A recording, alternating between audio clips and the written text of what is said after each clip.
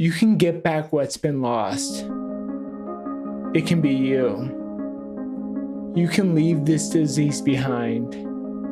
Stop the inflammation and heal your MS.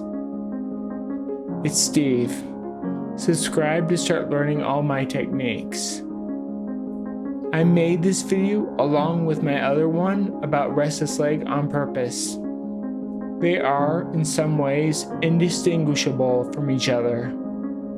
And not just because they affect a majority of us with MS. Both symptoms have to do with dopamine, or rather, a lower level of dopamine. I explain the simple solution that's totally effective in that video. Go check it out.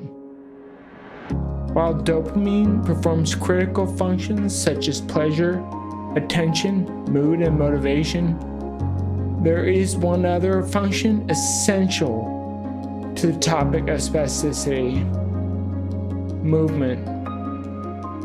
Think about it.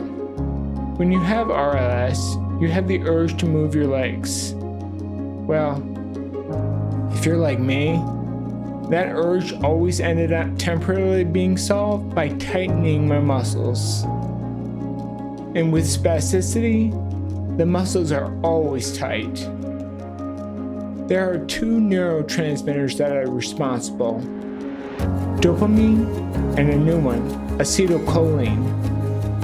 But they don't work in opposition to each other. Rather, they work synergistically together. While elevating your dopamine level is best achieved through orgasm, the best way to elevate your acetylcholine level is through weightlifting. If you watch my RLS video all the way through, you'll learn that lifting is the only effective way to heal the nerves damaged in MS. Once they are healed, they'll be able to function properly and give you fluid motion. Thanks for watching. Continue your MS journey by watching this video now.